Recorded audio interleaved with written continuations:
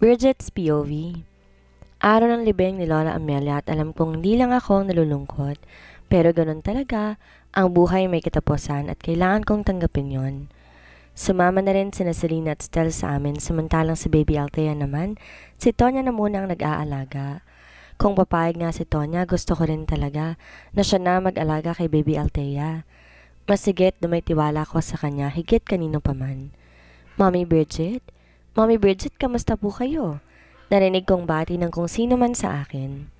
Wala sa sariling napalingon ako at di ko mapigilan ng mapangiti na makita ko si Alina na naglalakad papalapit sa akin.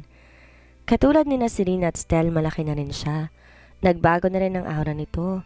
Di na siya maputla at lalo pang kuminis ang kanyang kutis at halatang naalagaan din naman siya.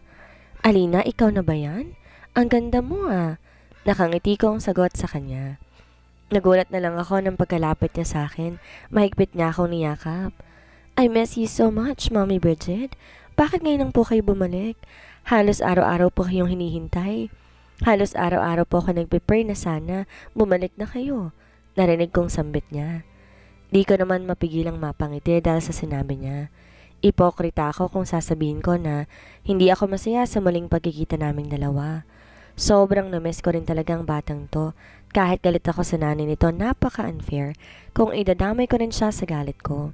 Isa pa, napaka-sweet ni Alina sa akin at parang ina na rin ako kung ituring niya. Kamusta ka na? Magaling ka na ba? Maayos na bang kalusugan mo? Nakangiti kong tanong kay Baby Alina. Kagad naman siyang tumango. Magaling na po ako, Mommy. Kay Lola po ako nakatira ngayon dahil galit sa akin si Daddy eh. Nakangiting sagot niya sa akin, pero kitang-kita ko sa mga mata niya ang lungkot. Di ko rin mapigilang makaramdam ng lungkot nang marinig kong huling katagang binitawan niya. Galit daw sa kanya si Daniel. Paano nangyari yun gayong nakita ko noon kung gaano siya kamahal ni Daniel? May mga nangyari ba na dapat kong malaman habang wala ako dito sa Pinas? Naging maayos naman ang mga sumunod na sandali. Maayos naming ihatid sa huling hantungan ang labi ni na Lola Amelia at halata ang lungkot sa buong paligid. Nagpaiwan muna kami dito sa cemetery pagkatapos ng libing. Gusto muna namin makasama ang mabait na si Lola Amelia at nag-alay din muna kami ng dasal. Sama-sama kami. Si Mommy Susan, Daniel, Lucas at tatlong bata na sina Stel, Selena at Alina. Kahit na sandaling nakasama ng mga anak ko ang kanilang lola, ramdam ko pa rin talaga ang kanilang lungkot. Pagkatapos ito, diretso na muna tayo sa bahay. Nagpahanda ako ng pagsasaluhan natin. Lucas, pwede bang sa bahay ka na muna umuwi ng kahit ilang araw lang? Narinig kong wika ni Mommy Susan. Nagtaka pa nga ako dahil maayos na rin ang pakikitungo niya kay Lucas gayong dati. Halos ayaw ngang pansinin si Lucas eh. Sige po tita, narinig kong sagot naman ni Lucas. Di ko naman mapigilan ng mapangiti. May maganda rin palang nangyari sa ilang taon kong hindi sila kasama. Mukhang maayos din ang pakikitungo ni Mommy Susan kay Arnold na never kong nakita noon. And speaking of Lucas, napansin ko kanina pa siya balisa. Halatang gusto niya akong makausap dahil gusto niya sigurong itanong kung nasan si Gail. Ang best friend ko na hanggang ngayon, hindi ko rin alam kung nasan na siya. Feeling ko galit sa akin ng babaeng yun. Talagang pinanindigan niya ang sinabi sa akin noon na magpapakalayo-layo na siya. Tahimik kaming sumakay ng kotse pagkatapos namin mag-alay ng matiimtim na dasal para kay Lola Amelia. Malaking sasakyan ang sinakyan namin kaya't sama-sama kaming lahat. Yun nga lang sobrang tahimik namin at halatang walang sino man ang gustong mangahas na magsalita. Isa lang din ang mas napapansin ko. Di nagpapansin na tatlong bata na dati naman sana sobrang close sila sa isa't isa. Or should I say, hindi pinapansin na Stel at Selena si Alina which is nakakapanibago. Huwag nilang sabihin na pati mga bata nakakaramdam ng samaan ng loob sa isa't isa. Wala sa sariling napatitig ako sa mga anak ko at tulad itong nakalipas sa 3 taon, abala sila sa kani-kanilang mga gadgets. Di ko tuloy mapigilang makaramdam ng lungkot. Si Hercules naman tahimik lang katabi ng driver at simula nung nagkasagutan kami tungkol sa wedding picture ay pinatapon ko kay Tonya, hindi niya na ako pinapansin. Para bang di na ako nag-i-exist sa harapan niya? Para bang naging hangin na lang ako at di niya na nakikita. Pagdating sa bahay kung saan nakatira sina Mommy Susan at Alina ngayon, diretso na kami ng dining area. May mga nakahanda ng pagkain kaya kanya-kanya na kaming upo sa harap ng mesa.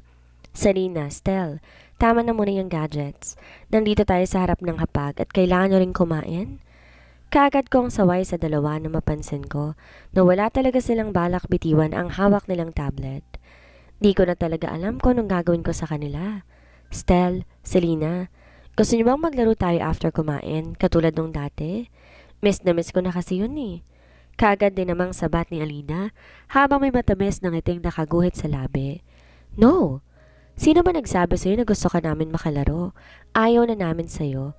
We hate you kasi bad ang mommy mo. Pagalit namang sagot ni Selena na labis kong kinagulat. Di ako makapaniwala na sa murang edad nito makakapagsalita siya ng mga ganitong bagay sa kasing edad niya. Selena, sino nagturo sa'yo ng mga ganyang pananalita? Di magandang sinasabi mo ha? Mag-sorry ka kay Alina. Naiinis ko namang saway kay Selena. Napansin kong napatingin to kay Hercules na para bang nanghihingi ng saklolo. Selena, sabi ko mag-sorry ka kay Alina. Muling bigkas ko habang titig na titig sa kanya. Nakakahiya ang inasal ng batang to. Kaharap kaming lahat as pagsasalita na niyang ganyan. Ang batang kasing edad na lang. No! Talaga naman eh. Ayaw namin kay Alina dahil witch ang mommy niya. Naiiyak na sagot na ni Selena. Lalo naman akong nawindang sa naging sagot niya. God, saan niya nakukuha ang mga ganitong pag-uugali? Ano ang nangyari sa pag-uugali ng anak ko? Sa naaalala ko, naging maayos naman akong ina sa kanila at sinikap kong mabigyan sila ng tamang disiplina. Selena? Naiinis ko ng muling bigkas sa pangalan nito. May pagbabanta ang tingin, tiningnan ko siya. Bridget, stop it. Mga bata pa sila at normal lang na magkasamaan din sila ng loob. Sabat na ni Hercules sa seryosong boses. Gulat tuloy akong napatitig sa kanya. Ayos lang ba ang taong to? Ayos lang sa kanyang pinapakitang ugali ng anak niya? Ayaw niyang putulin ng sungay na unti-unting tumutubo sa ulo ng anak niya? Hercules, no. Namimihasa yan eh. Narinig mo naman siguro ang sinabi ni Selena kay Alina kanina, di ba? So kailangan niyang humingi ng sorry. Naiinis kong sagot kay Daniel. Nagdududa na tuloy ako ngayon. Kung palagi niyang kukonsentihin ang pagkakamali ni Selena, hindi malayong lumaki ang anak namin na mahaba ang sungay which is hindi ko mapapayagan yon. Mamaya mo na kausapin ang bata sa pagkakamali after kumain. Let's eat to muna dahil umaandar ang oras. Lumalamig ang pagkain sa harapan natin. Bale walang sagot ni Daniel. Di ko naman mapigilang mapakuyom ng kamao ko. Ganun lang? Ganon-ganon na lang ba yun? Di ko tuloy mapigilan ng mapasulyap kay Alina at kitang-kita ko na luluha na ito. Inaaro lang ni Mommy Susan sa pamamagitan ng paglalagay ng pagkain sa plato nito. Di na ako umimik pa dahil ayoko nang dagdagan pa ang gulo, pero sa kaloob-looban ng puso ko masama ang loob ko dahil sa mga nasaksihan. Hindi kayang tanggapin ng puso't isipan ko ang ginawa ni Selena ngayon lang. Kailangan ko talaga silang tutukan kung ayaw kong maligaw sila ng landas. Para sa akin kasi kabastusan ang ginawa niya at hindi ko mapapayagan yon. I am full na po, Lola. Narinig kong sambit ni Alina kay Mommy Susan. Nakangiting tumango si Mommy Susan at sinabihan itong isa sa mga kasambahay na samahan daw si Alina sa kwarto nito para makapagpahinga. Naaawa naman akong nasundan na lang ng tingin si Alina. Sa batang edad nito, siguradong sobrang hirap sa panig nito na di kasama ang kanyang pamilya. Ang kanyang mami Redora which is nakakulong pa rin hanggang ngayon at ang kanyang ama na kung sino man. Naging tahimik na ang mga sumunod na sandali. Pagkatapos kumain, nagaya si Mommy Susan na tumambay muna ng garden habang umiinom ng tea na kaagad ko namang pinagbigyan.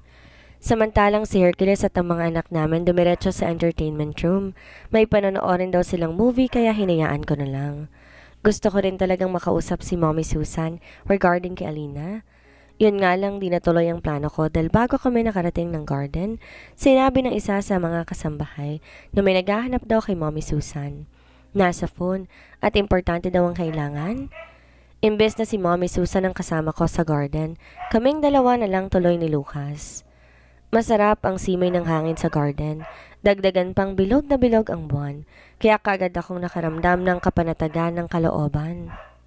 So, kamusta ka na?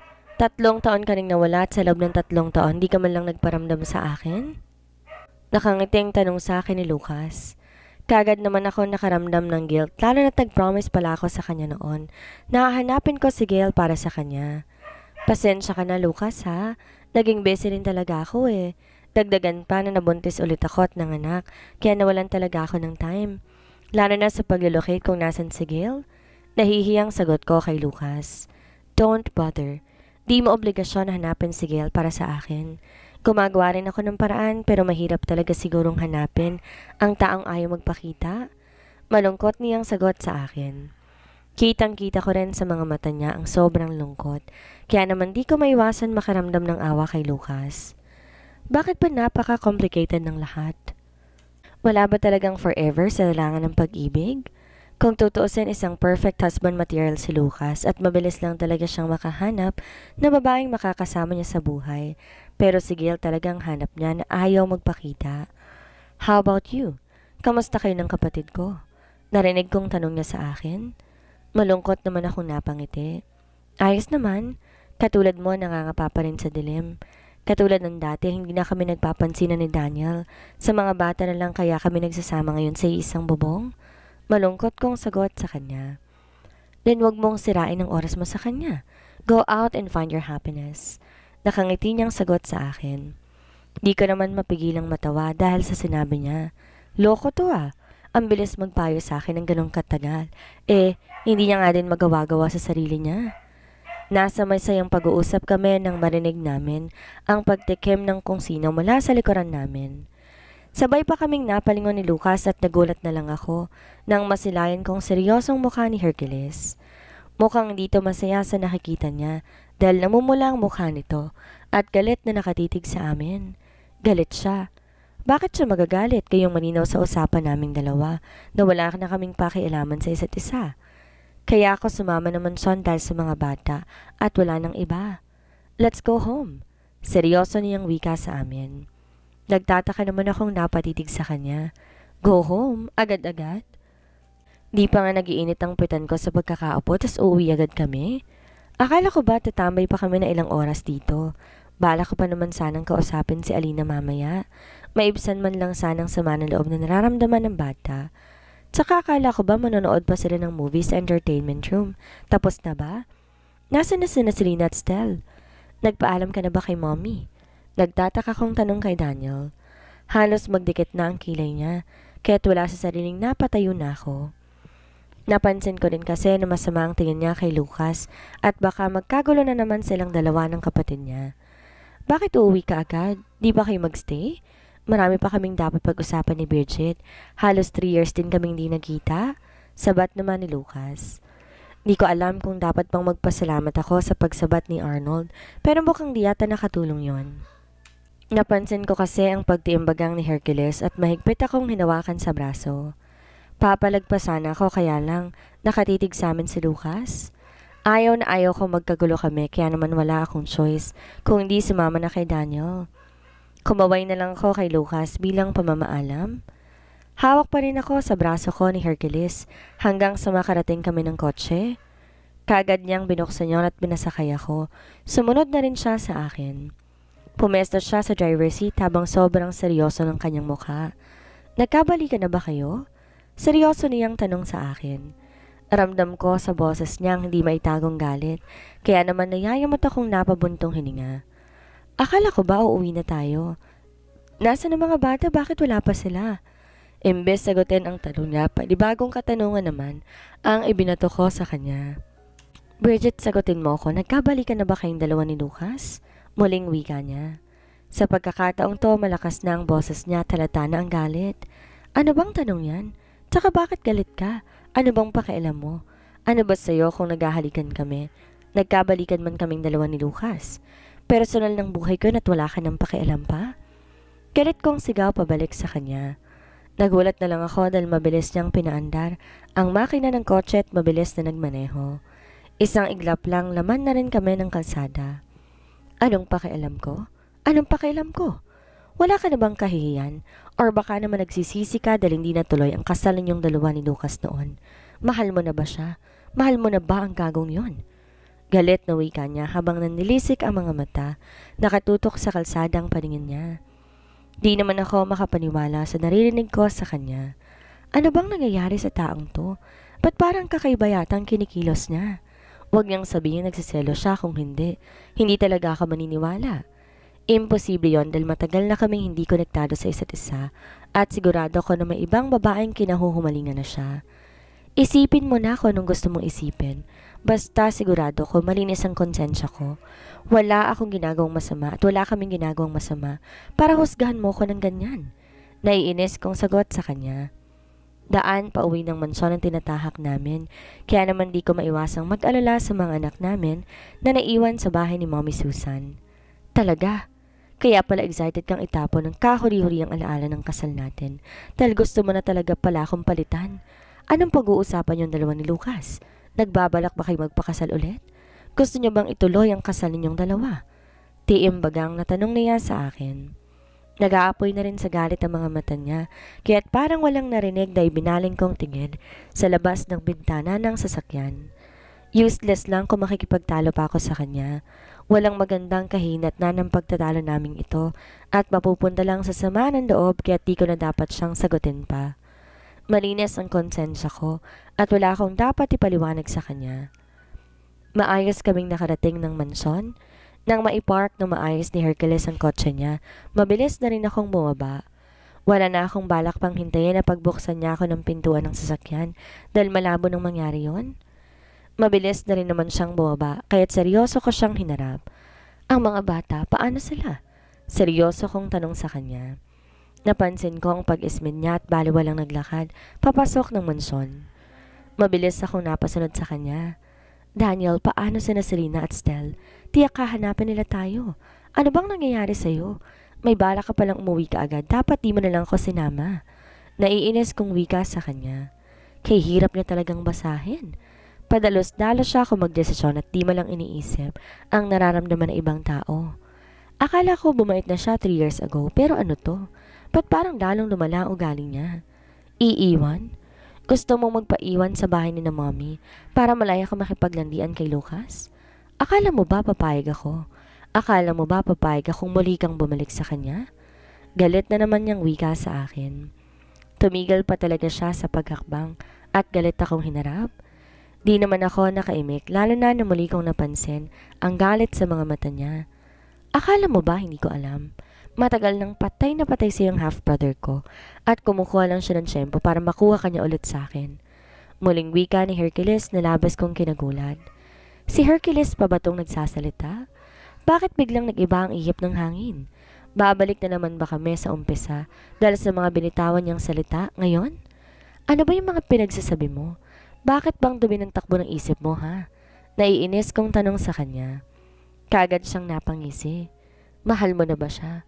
Gusto mo na ba ang lalaking yon? Galit na tanong niya sa akin. Nalintikan na.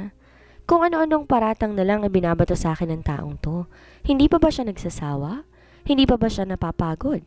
Nakakainis na siya paulit-ulit na lang. Hoy, Hercules Monblanc. Ano bang problema mo? Di ka naman siguro lasing para bumaluktot ang takbo ng utak mo, di ba? Naiinis ko ng wika sa kanya at takbang tatalikuran ko siya nang maramdaman ko ang mariing paghawak niya sa braso ko. Hindi ako papayag na mapunta ka kay Lucas or kahit kaninong lalaki.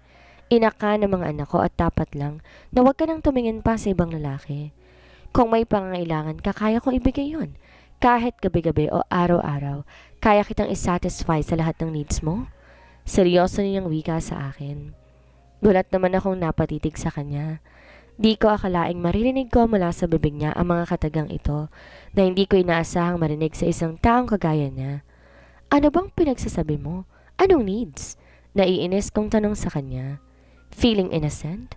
Ang galing mo talagang magkunwari, Bridget. Nakataas ang kabilang sulok ng labi niya habang sinasabi niyang katagang iyon. Matiim din ang pagkakatitig niya sa akin, kaya kagad akong nakaramdam ng pagkailang. Let's go, in my room.